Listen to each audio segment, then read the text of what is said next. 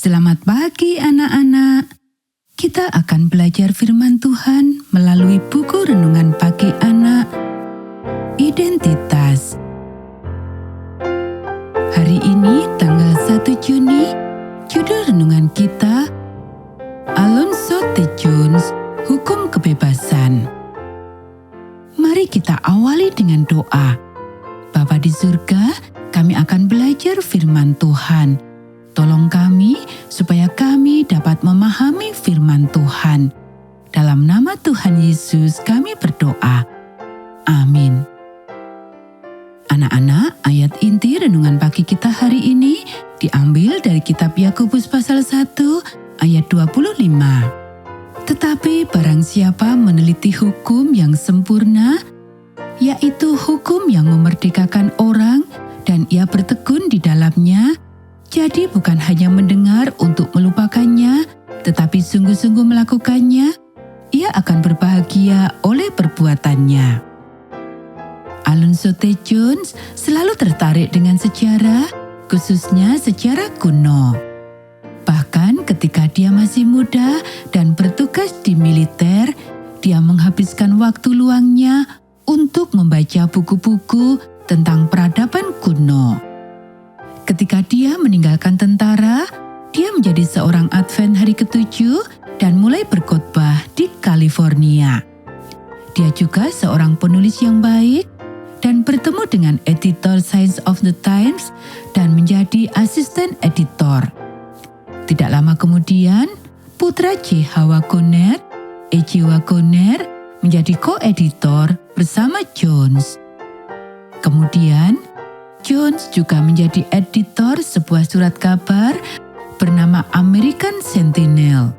Koran ini kemudian menjadi Sentinel of Liberty yang sekarang dikenal dengan nama Liberty. Pada tahun-tahun menjelang konferensi tahun 1888 yang terkenal di Minneapolis, Jones sedang mempelajari, sama seperti kedua Wagoner, sebuah kebebasan Kristen juga. Mereka menyadari bahwa sebuah penekanan telah berkembang di dalam gereja pada ketaatan, sampai-sampai banyak orang percaya bahwa ketaatan yang sempurna akan membawa keselamatan.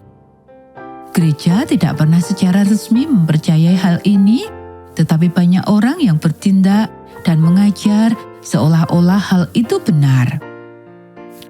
Pada tahun 1888,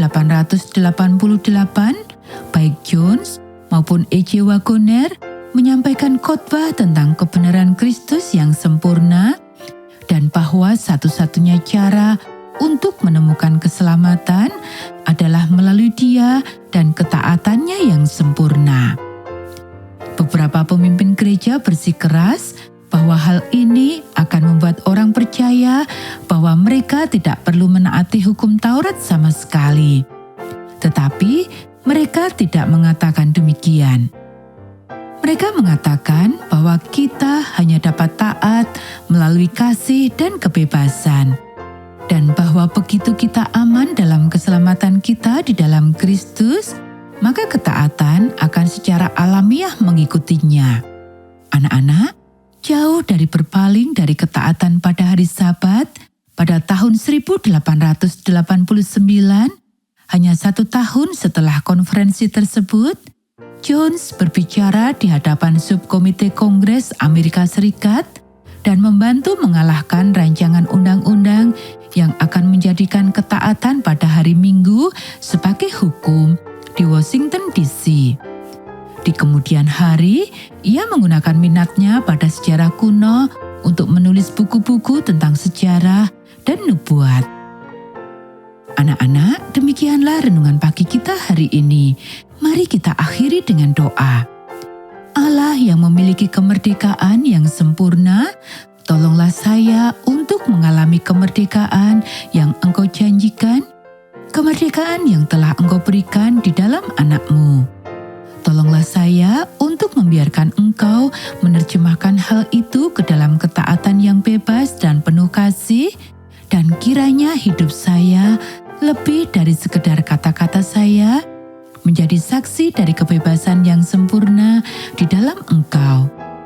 Amin.